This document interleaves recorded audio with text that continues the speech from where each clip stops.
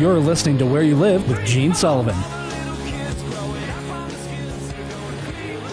Welcome back. This is Gene Sullivan with Where You Live, and today the theme is what, Christopher? 90s sitcom themes. Yes, of course I know this one. This one was the Drew Carey Show. That is correct. Nicely done. Okay, all right. 3 for 3. 3 for 3. Boy, the last time you did one, you stumped me completely. I feel a little vindicated. A little redeemed? Here. Nice. Yes. Okay, great. Well, folks, it's great to have you with us. This is Where You Live. I'm Gene Sullivan. We're broadcasting from the True North Painting Studios. Shows brought to you by Extreme Exteriors and American Family Insurance, the Kim Bennett Agency. As an American Family agent, Kim believes that there's so much more to insurance than the policy itself. It's about providing you with dependable protection and services. Kim believes that trust and credibility can't be demanded. It can only be earned by what you say and what you do. Give her a call at 651-482-1598 and tell her Gene sent you. It's time to hear now from the Minnesota Multi-Housing Association. The MHA Minute is brought to you by Start to Finish Maintenance Contractors. Start to Finish provides 24-hour service for all your home and business maintenance needs. Call Start to Finish at 952-259-1219 for your home, for your business, for your peace of mind. Do you need products to successfully run your rental property business? Interested in a class about fair housing or rekeying locks? Want to use the plain language lease that is used by the majority of rental property owners in Minnesota? Then you should visit mmha.com. That's 2 M's, mmha.com. That's the website for the Minnesota Multi-Housing Association, the most comprehensive resource in the state for owners of everything from a duplex to hundreds of units, and for townhome and condo associations as well. They've been around for 40 years and put on hundreds of seminars, publish a monthly magazine, sell Attorney General approved leases, and have countless other tools for property owners. While they are a membership organization, all of their resources and seminars and their annual convention and their spring conference and their orientation programs are open to everyone. For more information, visit the website, mmha.com. Well, our last story that we're going to deal with today, folks, I can't make this up. It is, as always, too good to be true in terms of the situations that people find themselves in an HOA. And so I will ask the question as I begin to introduce our last story here. Is this a case of the board of directors having a misunderstanding of what the extent and reach of their authority is as members of the board in charge of the association? Or is this an act of maniacal power from a power-hungry group who'll do whatever it takes to get what they want? The name of the association, I kid you not, is the Happy Hideaway Civic Club. That's the name of the homeowners association. And with a name like Happy Hideaway, you know there's going to be some issues, I guess. And this is in Crosby, Texas. Well, what's taking place there, you ask? Well, let me tell you.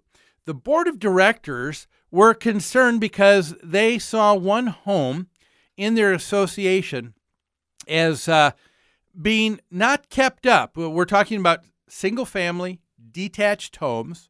So this isn't a home or unit that's attached to others with one building. They're all individual buildings on their own individual lots, all wrapped together in this one association.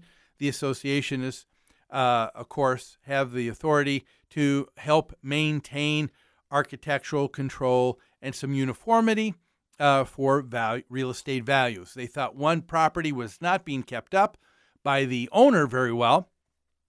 And so what did they do? Well, they did what a lot of board members do. They say, let's go to our governing documents. And here's what the governing documents for the Happy Hideaway Civic Club Homeowners Association reads. it said the owners of all tracts shall, at all times, keep all weeds and grass thereon cut in a sanitary, healthful, and attractive manner, and shall in no event use any tract of land for storage of material and equipment except for normal residential requirements. In the event of default on the part of the owner or occupant of any tract, it says that the grantor or the association may, without liability to the owner or occupant for trespassing or otherwise, they can enter upon said property, cut or cause to be cut such weeds, grass, remove or cause to be removed such garbage, trash, rubbish, and so on, so as to place the property in a neat, attractive, healthful, and sanitary condition.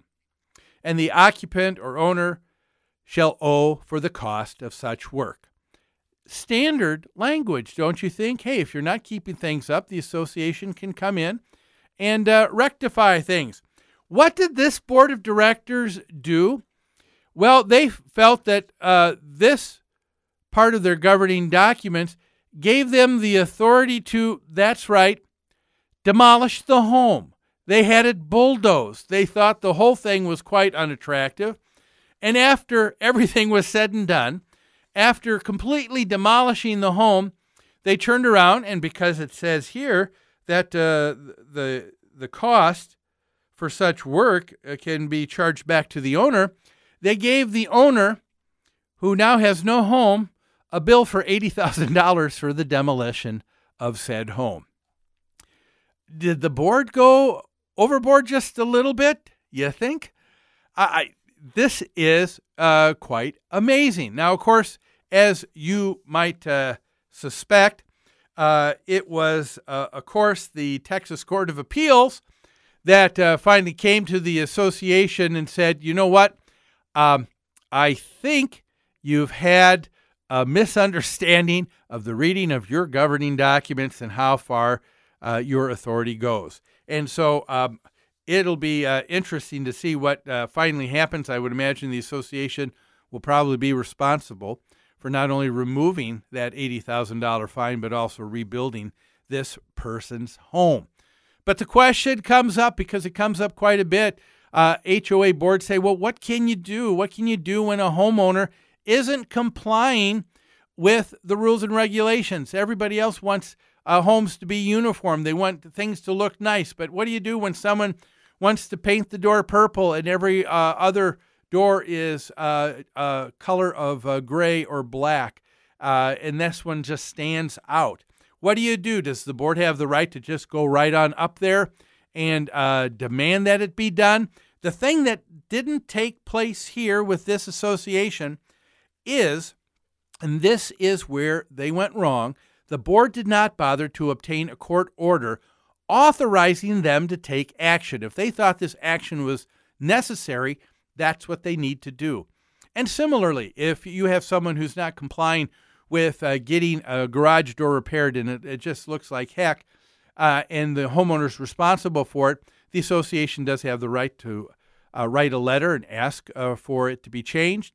If that's not done, they have the right to be able to fine, and there should be a small fine and additional time given to rectify. But if that can't happen, then the association ought to take the next step, and that is go to small claims court. Get a court action. Take the time. It takes a little bit more time, but you'll have better effect because you go to court, you show the judge the governing documents that this person agreed by a contractual private agreement with all homeowners to keep things in good repair. You show that to the judge. You show them what needs to be done, what the cost is. The judge will give you that judgment.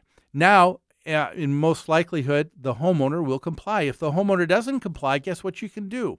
You can take that judge's decision and go to the sheriff's department. And now the sheriff will be knocking on the door and will be saying, you know what, you're going to have to allow the association to take care of this. If not, I have the authority to take you to jail.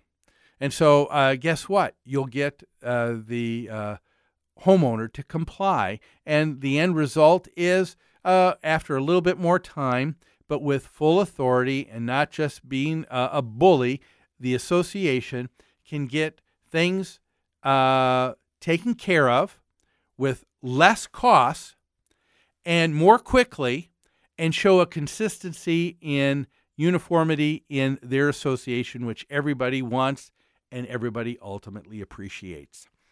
Well, that's all the time that we have for today's show, folks. It's been great having you. I hope you have a great rest of your weekend. Look forward to having you here next Saturday on Where You Live.